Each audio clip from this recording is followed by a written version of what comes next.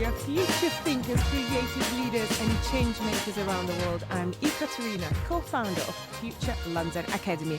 And today we have a very special guest, one of my favorite creative technologists, designers, educated, the amazing, the fantastic Talia Cotton, who recently started her own creative practice called Cotton, which we will talk about. Previously, Talia was part of Pentagram, one of the probably most well-known branding agencies in the world, and we'll talk about her journey at Pentagram as well. And today's conversation will be all about the first year of running a company. What do you need to know? What can you know when you only start the business? And Talia's journey so far, as well as all the other things that inspire her. How are you doing, Talia? I'm doing great. It's been such a great festival so far. And I'm so happy you guys are here too. It has been fun for sure. And how's your energy level? Like, it's the morning of Saturday. I have no idea what day it is. I don't think I've slept in 10 days. Yeah, but I'm going. I'll probably drop dead in a day, but Good, good, good. Thank you for saving some energy for us. I feel like it will be a very relaxed conversation, so it's all good. And first of all, congratulations on starting your own studio because it's such a brave thing to do, especially after you had such a successful career at Pentagram. Seriously, I could not believe that you left one of the dream companies that everyone wants to be part of, and you actually left to start something of your own. Could you tell a bit more about that moment where you felt like, okay, now is the right time for me. I have to start it now or it's not going to happen? that's a great question. It was a very hard decision. It was very hard because Pentagram was, as you would understand, the dream. And it was the kind of dream where once you get there, it doesn't really wear off. It's not the kind of thing where you're there for a year and then you're like, oh, this job sucks. It's always an exciting place to be. You're always working on great projects. You're surrounded by really smart people. It's a big company, and I like working with a big company. And I never, ever wanted to start my own studio. I like the big idea. I like being big. And Pentagram was that. The reason that it had to happen, and I really mean that it had to happen, was that a little more than my last year at Pentagram, I had been getting a little bit more recognition for the work that I was doing on the side. Oftentimes, my own personal projects would get even more publicity than the projects I was doing at Pentagram. I was pretty autonomous there. I was leading my own projects. I didn't really have to respond to the two partners that I was working for. I was pretty much doing it all myself. And the structure at Pentagram just didn't accommodate for somebody who needs to move up like that. So it was a very hard decision, but it was the right and the only thing that I could do was to just say, well, I have this thing, I have this vision, I have this dream, and I have to do it myself because I'm not going to be able to do it here at Pentagram. So I made that decision, and like a month or two later, after I made the decision, I launched it, announced it, and here we are about a year later. Wow. I mean, it must have been such a ride. I think first year is probably one of the toughest for any creative agency, for any company, to be honest, because you need to figure out so many things. So tell us, how did it evolve from your decision of let's do it to the point you are now? I will emphasize, everyone would tell me, yeah, it's going to be a difficult thing, and I've never been afraid of difficulty. I'm like, yeah, I've done hard things before, like I'll be fine. It's hard. I think anybody who goes off and does something on their own, especially if you are one single person doing it all yourself, and especially if you're a woman, it's going to be hard. It was a very hard year, but as hard as it is, it's extremely rewarding. And it's only been a year, and that's the amazing thing. Some of the things that I did when I left to just sort of like set myself up between the time that I decided I was going to do this and that I announced it, there were three things that I did. I got myself an accountant, I got myself a bookkeeper, and I got myself a lawyer. And just that I got that stuff out of the way. I had those intro conversations. They didn't really take me seriously. They thought that one of them, the lawyer, actually thought that I was just going to be a freelancer, and she had no idea that I was actually going to start a company. And I think because I did all that stuff ahead of time, it made it much easier once the shit hit the fan. I didn't have to suddenly scramble and do all that stuff. And that was based on some advice that some other people had given me. Some other things that I just want to mention, people that I've spoken to about starting a business get really confused about the whole thing. Like, how do I start an LLC and how do I do the whole business structure and that whole thing? It's not hard. That is the easiest part of the process. Is there's a million online things. You could do some research. You could talk to an accountant. Just like that's the easiest part. The hard part gets to when you get all the work in, you have to do the build, you have to build a team stuff. Well, I'm so glad we'll be diving into all of that because I feel like the first year, as we said, is so difficult. But also, when you talk to the founders at a later stages, they have already 10-year-old company, 20-year-old company. When they reflect on the first year, I suppose lots of bad memories are erased. I think that's our survival instinct to to not remember all the tough things they had to go through in the first year. So I'm very excited to hear your very fresh perspective of things that you had to learn in this first year. And yeah, especially about the team, the leadership, and the kind of the business side. So apart from hiring these lawyers, and by the way, that's like a very smart thing to do that I actually haven't heard many creatives doing as a first thing. So that's brilliant already. How did you go about winning work and clients? Because I mean, all of this is great, but you need to have money to support the company. So what happened next? I'm not sure if I'm a rare case or not, but I've never had to, so far in this first year, I've never had to actually email anybody and say, "Hey, here's my work. How can I work with you?" I've never had to do that. So far, 100% of the projects that we've been on have been, they came to us and they said, "Hey, can you do this?" And I've spoken to a few other successful studios about their first year, and many of them said, I had a friend who said, "Oh, in our first year of business, we literally didn't have a single project." And that I can't imagine that. I think if I were to sort of pivot this into a piece of advice that I would say is I personally wouldn't have started the studio if I didn't already know that I had sort of like enough of a baseline to at least support me partially within that first year. I think even if you take a pay cut your first year, every single business takes a pay cut in their first year. As long as you are making some work, as long as you have some people who know about you and can hire you for something, that is enough to then take you into the next year. Those clients will then talk to their other clients. And I think that's my own personal experience. I want to add one more thing which is that I thought that I was unique, which is that everybody comes to me. But I spoke to another founder last night at the event who's been around for 16 years. And I was sharing this with him, and he said, "Oh, yeah, in 16 years, we also haven't reached out to anybody. It's all just about word of mouth. And you do good work for one client, and they love you, and then they're going to pass on to someone else." So the pressure really is in that first year to make sure you're doing really good work. Make sure you're making really good connections. Make sure you're making everyone happy. But it's part of the job, and it really makes it worth it. I'm so glad you mentioned the importance of connections and just being out there because I feel like again when people talk about getting projects or getting business or sales, whatever term you want to use in terms of creative work, obviously creatives get such an allergic reaction to proactively reaching out to pitching yourself because it's hard. But as you said, a lot of it is just about knowing people and just having conversations. I think that whole like, and this is actually, I was talking about this also last night, which is that to pitch yourself in the creative industry, it's so much less of like those tacky sales emails, which is like, "Hey, let's schedule a 30-minute call. Here's my Calendly link." It's not like that. It's more just like, "Hey, I really love your work. I really like this about you. I'm Talia. Do this." Like, make it friendly, make it cool, make it casual. And I think that's when their like sales radar doesn't go up as much. And that's sort of how it works. You said when the work speaks for itself as well, when you and your style is so distinctive, obviously you mix technology and brand and kind of all sorts of creative fields in one that it's something that as soon as people see it, they also remember it and they know it's quite a unique offering. So when they want something like that, they know who to go to. So I think part of it, what you did incredibly well, I suppose, is branding of your own company and your own style and who you are. That obviously helps to bring the clients who want that. We were just talking to Veronica Fuerte from a Hay Studio, which again, for her, there was similar experience that people come to her for the style that Yeah. they have. And so therefore they don't need to pitch themselves. So I think it's an interesting path to take to like as a studio to have a unique style that people want. But I suppose it works out for you. So what happened like now that you have a team? So when did you decide to hire anyone to help you? And kind of when was this safe point for you? It's like, okay, I can support myself.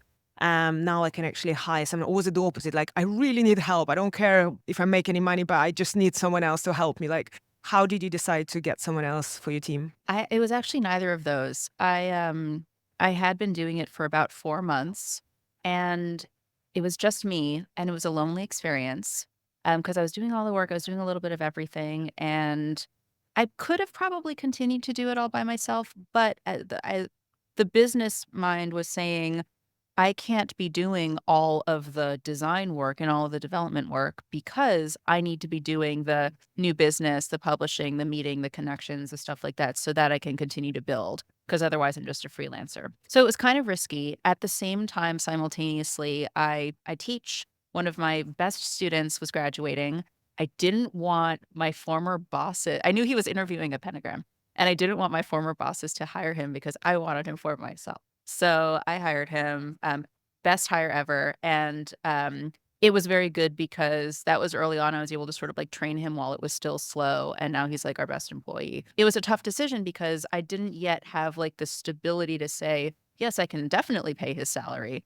It was a slow hire. It was first, like, a three-month-long contract, which was then expanded, but it was a very smart decision because with that hire, I was then able to focus a little bit more of my attention on the less, like, internee level type things, which is such a good thing to have. There are so many things that I love about what you just shared. So first, the fact that you teach, I think, is such a smart thing. Talking about building the network and connection and the brand, and it seems like again you can hire great talent because you basically taught them how you work. So therefore, they perfectly suited to join your team, which is everyone else has to do at the job. So it takes another half year to actually get someone to the shape that they actually become part of your team. But what I also love about your experience of teaching, what I love about everything that you do, you're very good at articulating your thoughts and ideas, and your talk is incredible. And what you shared on the stage, everyone was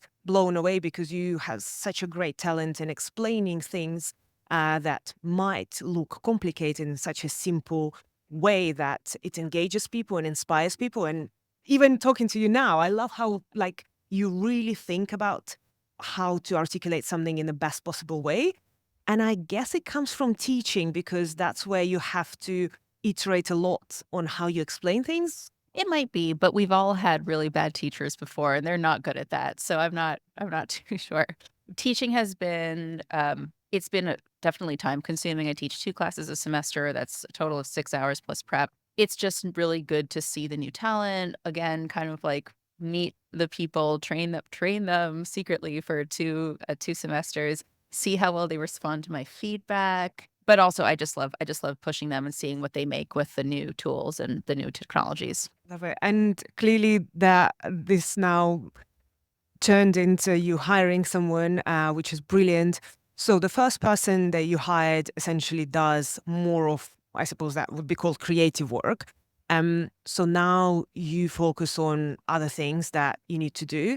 Who was then the next hire for you? And again, how did it come about? The 2 hires that I have currently are actually former students. At a certain point, I actually had, before the second person, I had hired a freelancer because I was overwhelmed yet again and I needed just an extra hand. And the freelancer was, first of all, didn't know how to code, but I really respected his aesthetic and his way of working. So I said, I'll take this risk. And second of all, I hadn't worked with him before. I hadn't taught him for 2 semesters. That didn't end up working out. It didn't end up working out because he didn't do exactly what we do. He was very good at other things, but it wasn't exactly what everything that we needed. So in my first year, I don't know about in the future, but at least in my first year, now my strategy is only hire people that do everything that we do. They have a little bit of data experience, they have a little bit of coding, they have whatever it is, and that's going to be really important. And the second thing that I have to learn how to take the risk of hiring people that I haven't taught before because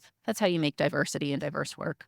I had learned from that hire that I just needed to, in at least in my first year, don't take any more risks like this and just go with somebody who's safe. So the second hire was again graduating the semester afterwards. He had come to me and said just expressed joy in what he was doing. He told me after class one day, he said, "Talia, I just want to say I have found the thing. I have found the thing that I love, which is coding and design, and I don't know what's going to come of this, but I want to do this forever." And to me, the joy that he had to do the work that we are doing, I was like, that's enough. Even if he has a lot to learn, he has such a great attitude and he really just wants to do the work. And it ended up being a great hire as well.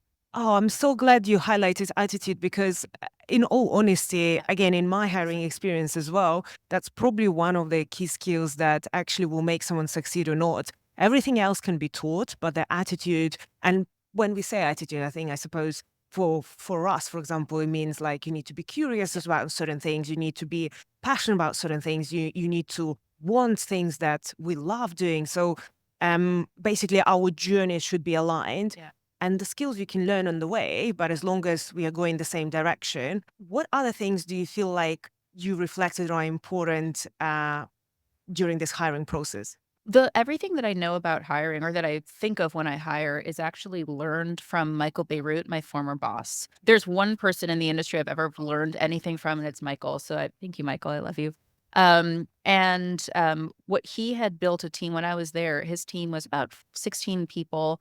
And everyone there, you can compare them to the rest of Pentagram because you saw the other teams. And everyone on Michael's team was very humble, very sweet, very just lovely, lovely people. Brilliant designers, but so humble. That was one thing that I learned from him is just like get good people, right? Both of my employees are so sweet. They're the best. And they listen to me and it's really great. Because obviously I'm gonna have hard days too. So that's important. And the second thing was something that I really did learn, which is that one time at Pentagram, they were interviewing someone new, and it was between one girl and another guy. And I thought the guy was great and he was direct. And the girl was like this and popular, like really loud. And I thought she was so annoying. And they hired her and it ended up being an amazing hire. She's so passionate, she's so good.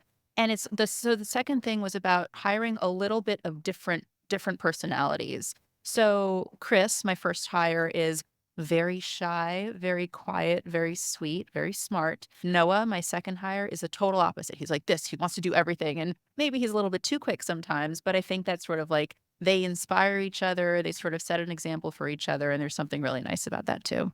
Oh, I love that you talk about personalities. You're so right. The diversity, not just of the talent and the background, but also of personalities is so important because you're right. We learn from each other how we behave and how we do work. So it's actually incredible to hear how you already formed the team. Talking about Michael Bierut and what you learned from Pentagram, what other things do you feel like you took from how Pentagram works or how you saw the team being organized that you felt like was very good? So you're taking it forward to your own company. The number one thing that I'm grateful for having worked at Pentagram is, again, it comes down to Michael Bierut, and he was a perfect example of a leader. And that was something that I hadn't had someone in my creative life yet where I could actually look up to them and respect them, and Michael was that. And what he was so good at doing was speaking to every single person and client on their level. And within 30 seconds of a conversation, you feel like he gets you, and there's something amazing about that. That was one. He's also very forgiving with his clients. He also gives them a little bit more and a little bit extra. So in my first year, I might have like given a little bit too much. I might have been like, yes, we can do whatever you want. Yes, this is fine. This crazy idea that you have, oh God, I hate it, but I'm because I want to make you like it's gonna work out and we make it work out. So that was something really important that I got from Michael. In terms of Pentagram, the structure, the projects, something that's interesting that I still have to figure out for myself is that I believe in their business model. If one partner is having a low year and another partner is definitely having a high year, and it just balances out, and that's how you stay around for 50 years. And I'm all by myself and I don't have any partners. So this is something that I'm still thinking about. Is it possible to do one person at a time? Do you have to sort of like stretch out and grow?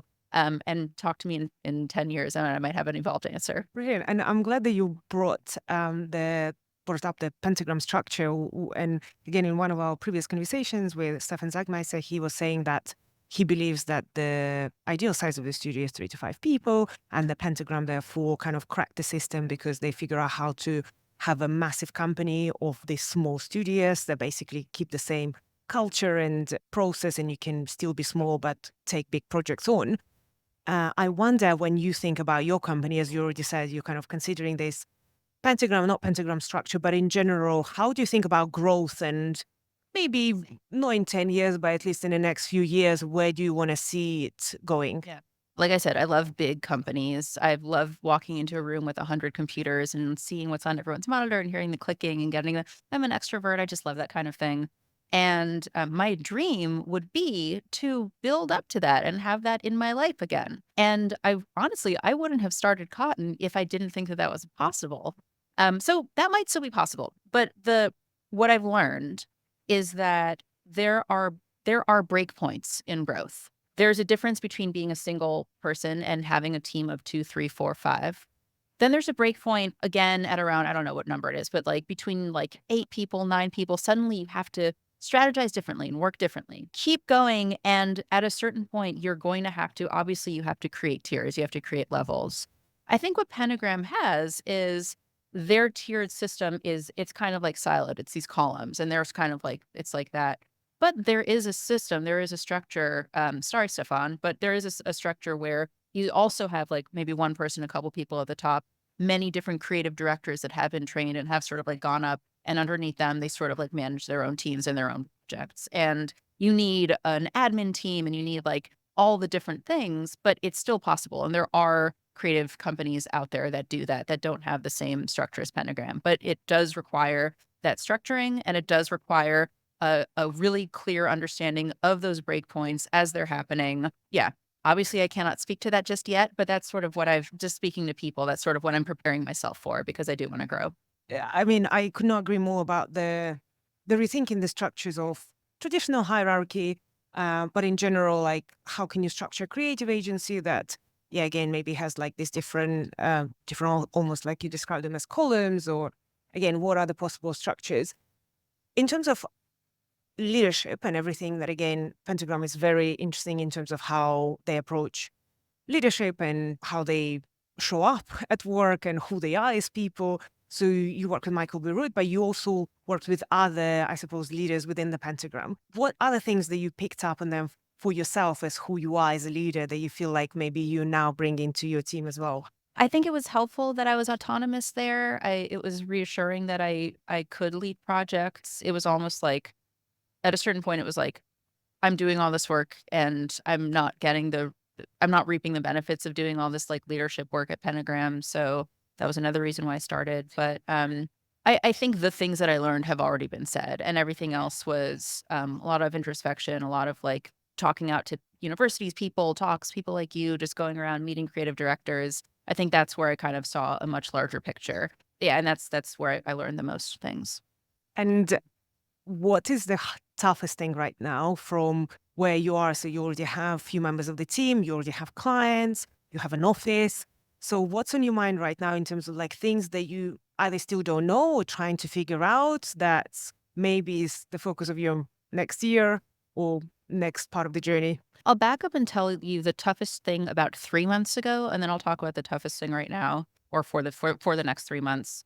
3 months ago, what happens when you start a studio, or what happens when I started it, is that you want to say yes to everybody. No matter what they're paying you, obviously you want to try to negotiate and get something a little bit bigger out of it, but every single project in your first year is going to be a big opportunity because it's more work to release, it's more things that you can put your voice on, it's more things that they can connect you with. So say yes to everything because that's going to take you into your next phase once those projects are over. Just last week, I said no to my first 2 clients.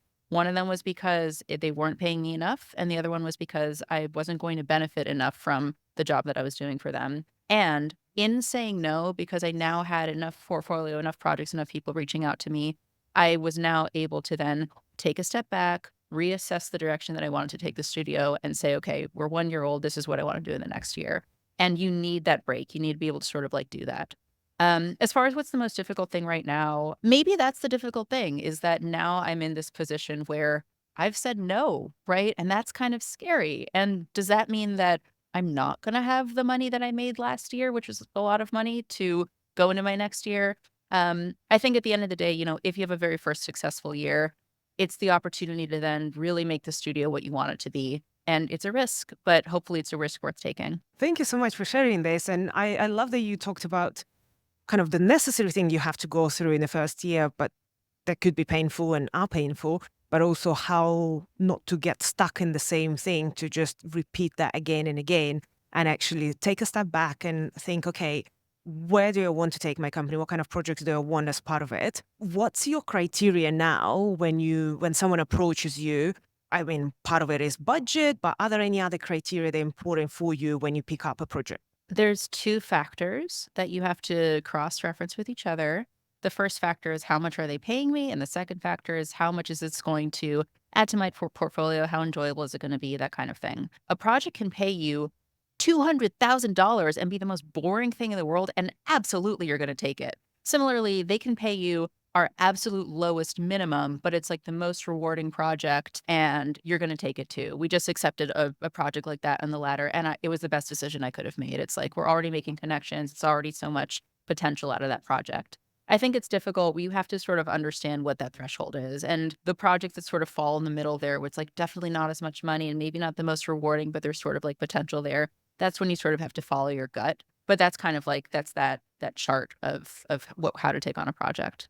That's a very holistic view and a very healthy way to approach work that you need to enjoy it, you need to pay the bills, but yeah, you need to feel right. What are other things that you're doing or thinking about on the background apart from actually doing the work? Because again, being a founder is not just being a creative director. You actually have to do great work, but there are other things that you said like you need to do, like building connections, building a profile, speaking at conferences, doing interviews. There are other things that not necessarily directly linked to immediate reward, like a winning a client, but you kind of constantly have to have on the background to make sure you do have these opportunities. So what other things are you doing as part of it? There's a list. Be active on social media. Whatever you're doing, whatever you're posting, you just post it. I personally, people would not believe this, but I personally hate social media. I'm so embarrassed. Every time I post something, I'm like, oh my God, I can't believe I'm doing this again. But you have to do it because that is the reminder that you exist to other people. And sure enough, as soon as you do something, someone contacts you. Be active on reaching out to publications. People would be surprised how easy it is to contact a newspaper and be like, hey, I have this buzzword project. This is why you should publish it. And sure enough, that leads to sort of more publicity and things like that. Connections come in two forms. They can be active connections or sort of like passive connections. I think it's really important to invite people over for coffee, buy people lunch, just people that you've seen on the periphery. You don't know where it's going to take you or what immediate reward you'll get, but just create a network, and be genuine about it. Be like curious about the work that they're doing, make friends along the way. Maybe that's just an added benefit. The passive connections is things like attend events, attend conferences, and you never know sort of who you'll run into again. And there's that. And then of course there's the reaching out into sales, which is on my list of things to do, but I haven't gotten around to it yet. Wow, it seems like it's working out very nicely without you doing proactive sales, which is great. It's a great position to be in. You also have an office where you all work. And I suppose it's a very, I mean, in the world we live right now, not an obvious decision to get an office straight away when you're just starting out. What was the thinking behind having an office, and how do you see it evolving in the future with people wanting to work from home or not? How do you see it? What an amazing question. I love the energy of when people are all working in the same room together because you have a conversation and then they hear it in the periphery and they learn from it. And you sort of get the same energy and you build this really amazing relationship between them. I would never, ever do a work from home thing. It's not a team for me. It's like, it's siloed and no one really has that connection. What's interesting is, if you want to get hired at Cotton, listen really closely. In all of my interviews, I sort of ask a casual question. I'm like, so like, what's your working style? Do you like to work from home? Like, what's your thing? And if they say, yeah, I really prefer to work from home, I'm like, okay, I get you now. Versus if they're like, which both Chris and Noah said, they're like, I actually prefer to work in the team and with the people. And I'm like, that's it. And sure enough, Chris and Noah, every single day since they've got hired that I went into the office, they are there. They're often there before me. They're often leave after me. And because they love that in-person energy that I love too. So yes, it is definitely another expense and it's a big one. But to me, it's a necessary one. To build the company that I want, that's something that I have to do.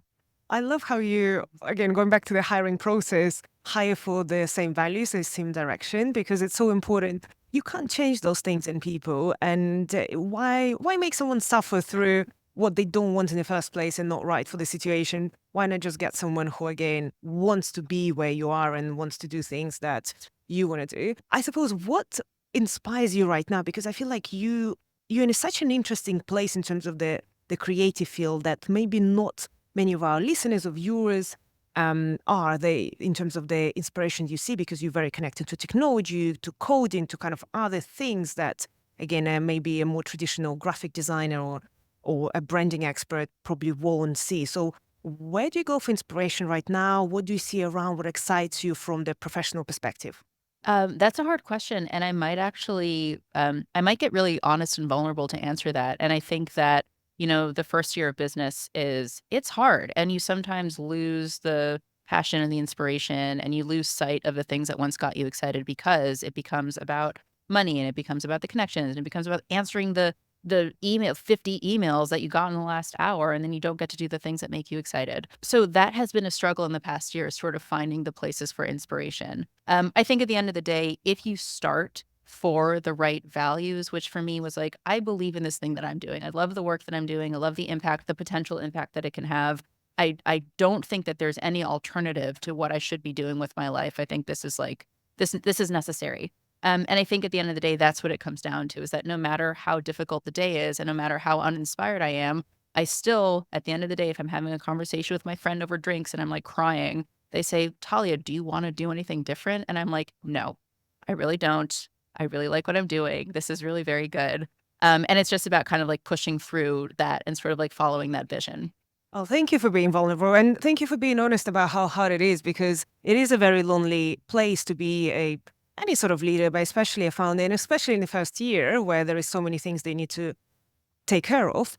So how do you get out of that place when you are having this bad day and things are not going right and you're just tired and didn't have much sleep and you still have to care about everyone? Like, what are the things that you do or say to yourself, or who do you go to actually get through the day or get out of this dark place that you're in? You push through. It really, a lot of it is just about pushing through. A lot of it is um, reaching out to friends, just everybody outside of the design world, or most of my friends are outside of the design world actually, and making sure that you spend the time with them, making sure that you know who your friends are, who are the ones who will really encourage you versus who are the ones who just know you because of who you are. And I think that's really important. Generally, I would say that hobbies before this year, I would say that when I'm uninspired and when I'm having a rough day, just like go to your non-design hobbies. This year there haven't been hobbies, so I can't really say that that's possible generally. But just remain optimistic. Just look at the path. Look at the future. Don't lose sight of it because you're having a bad day. It's just like just keep going, and that's really what I keep going back to. Love it. And definitely look at the future, look at the positive. We align with that. And I love that. Again, you're very honest that that happens, but also there are reasons to stay positive, because we all, at the end of the day, it was our choice, our decision to start companies, to become creative directors or whatever positions we are all in. And we should always remind ourselves that this is a great place to be, where we can actually do things that we want to do. And yeah, they might feel hard at the time, but we made this decision That's for a right. reason. I would love to finish on last question that we ask everyone who comes on our podcast, which is a bit more philosophical. Talia, if you could change one thing in the world, what would it be? This is the first thing that came to my head, and I might change my mind later and email you and be like, change it. But the first thing that came to my was to limit the amount of technology that people use. Like I said, I'm a big fan of like in person, the conversations, the connections that you make, and if you can put your phone down even half the time just to talk to a person, I think it's so easy now to the algorithms suck you in more and more, and life really isn't about that. It's just so much more real when you have a real connection. So if I could make some sort of limitation on how much people use technology, then I would, and I might have that potential one day. I love this answer, and thank you so much for sharing. And also very interesting that it's coming from you, who works with the technology all the time. So love it. And thank you so much for sharing all your stories and in such an honest and vulnerable way. And I also love how your brain works. I feel like, I don't know if it's because you work with technology, you're very structured in the way you think about everything, which is fascinating. I feel like I almost can see like the lines of codes of like the your strategy in the thinking process, which is yeah, it's incredible. So thank you so much for sharing. And please, everyone, follow Talia's incredible studio Cotton on all social networks, and get inspired by the wonderful work that she and her team is doing, and follow the journey of the company. You can be literally in a front seat of the studio that just started. So in 10 years, when people will be saying like, the next Pentagram happened and you were the first one to find out. So stay tuned. But thank you so much for sharing everything. And For such a great interview. Thank you. thanks everyone for watching and listening. It has been such a pleasure having you until the end. So please follow us, follow Talia, and thanks for tuning in. And until next time.